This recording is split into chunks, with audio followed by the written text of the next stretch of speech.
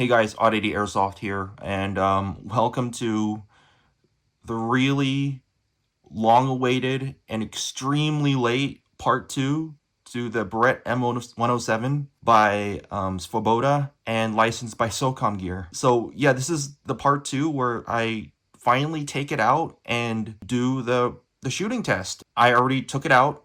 I already shot it. Before I get to the details of how that went, I first owe you guys an explanation as to why it took 7 months. I mean, it's still shocking to me. It's 7 months already. Like, holy moly, this year is flying by quickly. The best way I could sum it up is just with the 3 W's. It's work, it's weather, and my wonderful, wonderful brain.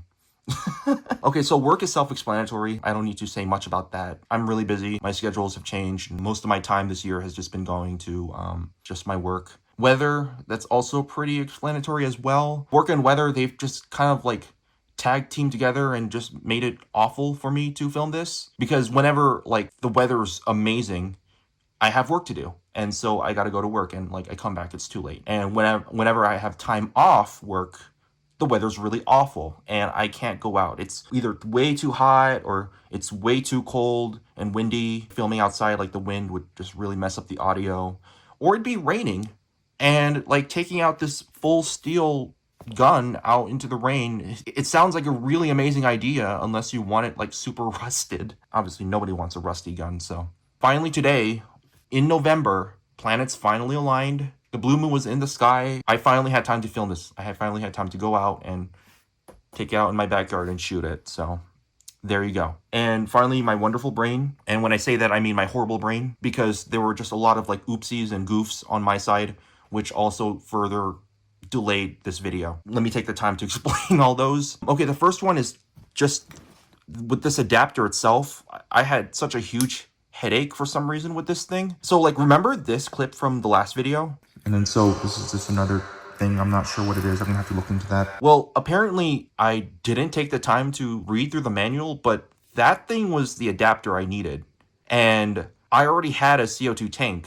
So pretty much the day I filmed that first video, I had everything I needed to do a shooting test. And I didn't know that because when I was making that video, I was in such a, I don't know, I was just way too excited about the gun. I didn't take the time to read everything until the video was finally finished, and so I kind of felt really dumb. So after realizing that I had everything I needed, I immediately just started getting to work to make the second video, like the day after I filmed the first one.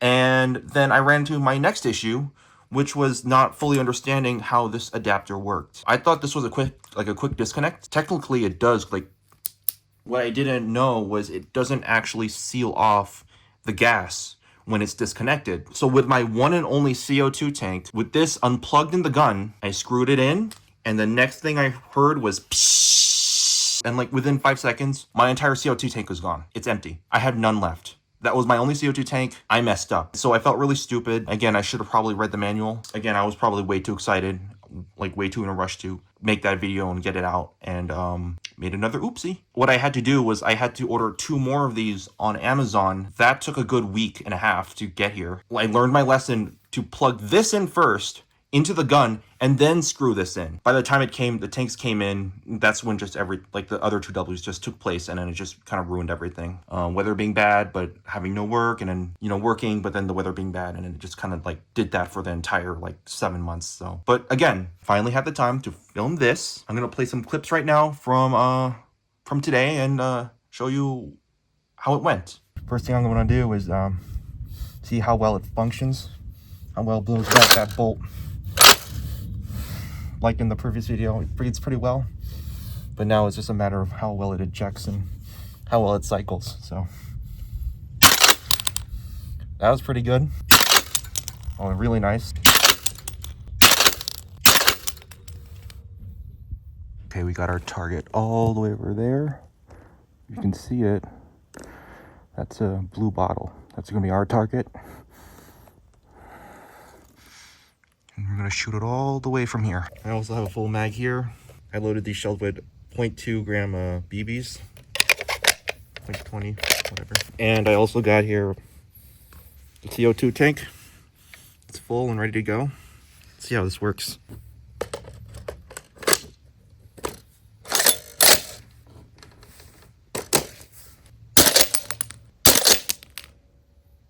they're shooting to the right a little. Yeah, they're really curving to the right. I've never seen an airsoft gun do that before. You aim all the way to the left then. Oh shit, it's jammed. There we go. Just aim all the way to the left. Huh, I missed. The ejection's pretty good though. That one flew a little straight.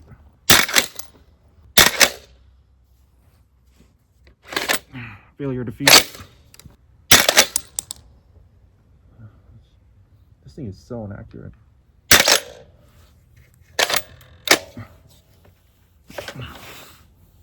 Got some kind of jam here.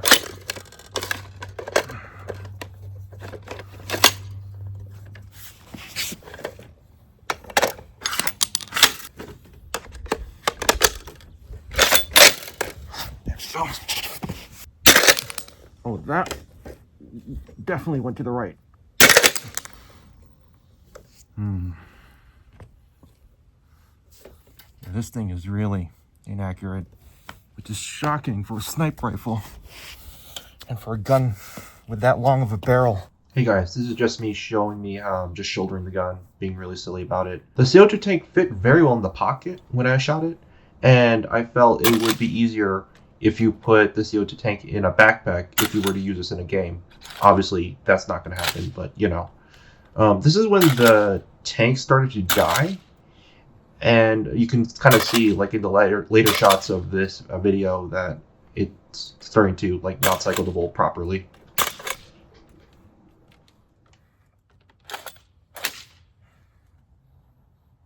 In this point of the video, the sniper rifle pretty much just became a bolt-action rifle.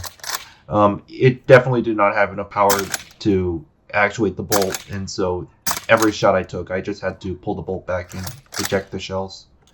The gun was so inaccurate, I actually had to get this close just to hit the target, and it just created some really silly visuals here.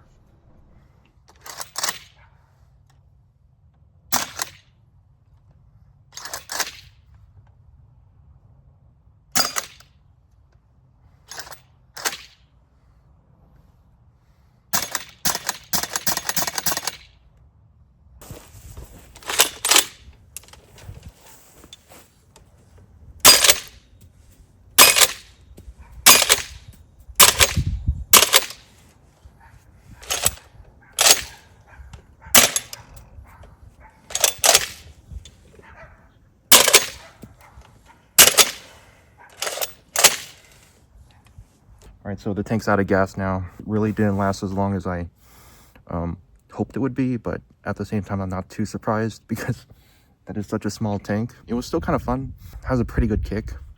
And as expected, the shells are in really bad condition. Take a look at this. I don't know if you can see it, how well you can see it, but it's really scratched up, especially right around there. Yeah, all of them are pretty scratched up. Like I said in the last video, I was pretty much right. This is not real brass, of course. This is some kind of aluminum anodized to look like brass, and because of that, these things scratch up like hell. So if you're gonna get these, you better buy a ton of these. I'm not sure how well these will last.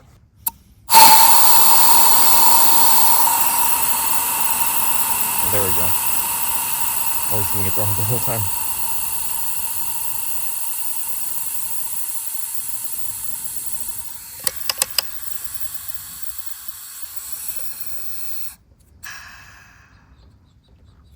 Alright, to summarize what you've just seen in those videos, the gun has some pretty good ejection most of the time. Not all the time, but most of the time. I knew from the last video 7 months ago that this gun would pretty much have no problem ejecting. You know, like I said, these guns are tested twice, both at the factory and both at the retail store. You know, of course, this gun would eject shells much better with a faster moving bolt from the gas than me just like manually cycling it. But of course there were like a few hiccups when I went shooting today. Like the double feed, there were some parts where the bolt kind of got stuck midway. I think that's really more of an issue when it comes to the gas efficiency, which I'm kind of mixed about. For a gun this size and for the amount of force needed to blow that bolt back and eject those aluminum shells, I would say it's pretty good. But if you're really gonna take this to a game, you probably need to take like 5 or 6 of these, because after 3 magazines, this thing is pretty much out. The gun will still kind of try to blow back,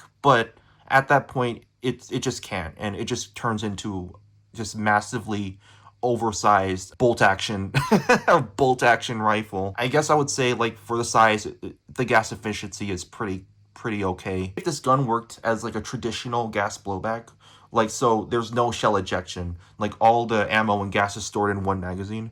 Honestly, if you really think about it, I would say it might be kind of unclear how well that would compare to, something like this. Maybe it'd be better, maybe it'd be worse, maybe it'd be the same as this. Who knows? All I can say is the gas efficiency, it was all right. The recoil with this gun was pretty okay. Obviously I'm not expecting like a huge kick like from a real gun or like a real 50 BMG, but I would say it's pretty nice. It's pretty pleasant. It kind of had like this rocking kind of feel. But obviously, with a bolt this big, it's not going to be as snappy as, like, say, like a gas blowback M4. The trigger feel actually improved with the gas in it. Last time, I complained that it kind of felt a little squishy. Once I put the gas in there, it actually made it a bit more. It kind of made the trigger like more pleasant to pull. Okay, that's the best way I would probably describe it. So I think those are pretty much the pros that I've kind of learned after putting gas in here and the shells. Now the cons. The hugest con of this gun is the accuracy. Holy moly. Horrible. Really bad accuracy. I don't know if it's me. Maybe I'm doing something wrong, but wow, this thing is not good. I couldn't even hit that blue bottle.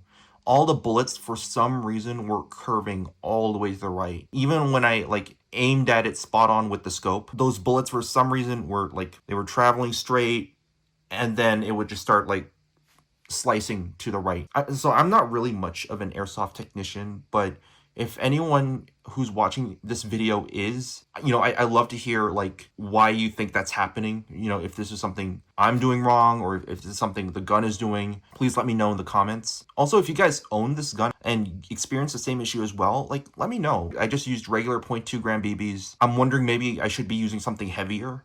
I don't know.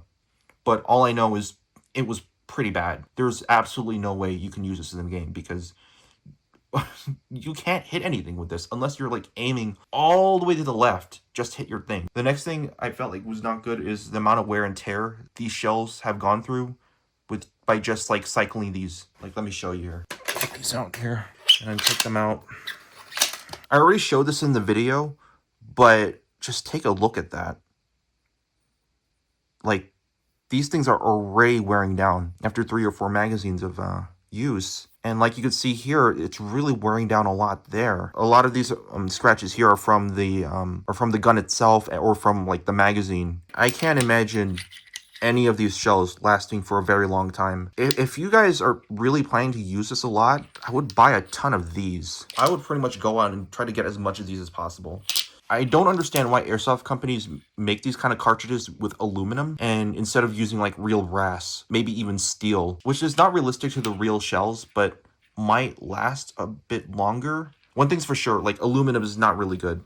These things would probably be unusable after like maybe 10 magazines, 15 magazines. Probably if you're like shooting this for an entire day, I think these would pretty much be so scratched up, they'll probably cause some kind of problems. You can already see like there's flakes from the shells, which means that there is material being scraped off. So, okay, so with everything I said here, does this change my mind on what I think about this gun? Would I still recommend people get this? Honestly, after shooting this, I feel like it hasn't changed anything. In fact, it further solidifies my points from the last video. This gun is solely for collectors, and it's solely for people that just want something that looks like a Barrett M107. I can definitely say 100% that players should not get this at all. Just mainly because of the accuracy and the reliability of the cycling.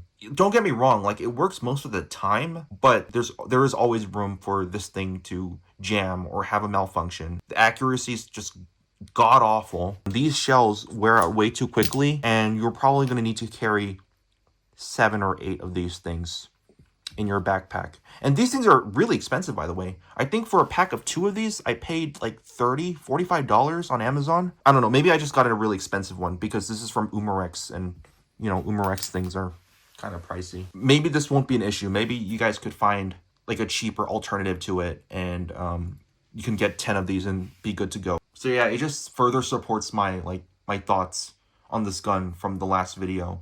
I would say this though, I did forget to mention from the last video, another great use for this gun is for people who like filming movies. Like I said before, like I already stressed this so much from the last video, but this is probably one of the most realistic, one of the best built Barrett M107s you can ever buy in the airsoft market. Because of how inexpensive this is compared to a real one, this is perfect for making movies. The fact that it shell ejects and has like these really realistic actuations, I think it would be really perfect for like an action movie that people can film in their backyard or something, or for actual professional Hollywood productions. Even without the shells, this gun still works. So, you know, if you want to shoot this and then add the shells in post, that's totally doable.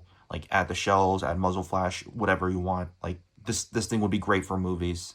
So that's another great use for it. But other than that, really good for just something to display on your wall or to just have. So that's pretty much the video, and that pretty much ends my review of the Barrett M107 by Svoboda. Really fantastic gun. I wouldn't recommend it to players, but for collectors or for filmmakers, I would say this is something you should totally pull the trigger on. They are still on sale right now. Last video, I predicted that they'll be selling out really quickly because this gun has been on a lot of people's bucket lists. But no, I still see a lot of people selling these online. So if you've always wanted this, like now's your chance to go and get it. But yeah, thank you guys for watching. If you want to see more content like this in the future, I would recommend subscribing, hitting the notification bell. I definitely have a lot more videos planned in the future, and hopefully it's not going to take me this long to make it. I have a lot of like classic airsoft videos planned, so that's gonna be really exciting. So stay tuned for that. I got a lot of really weird and interesting airsoft guns in my collection still, so please stay tuned for that. More coming in the future. All right, thanks for watching and thanks for waiting. See ya.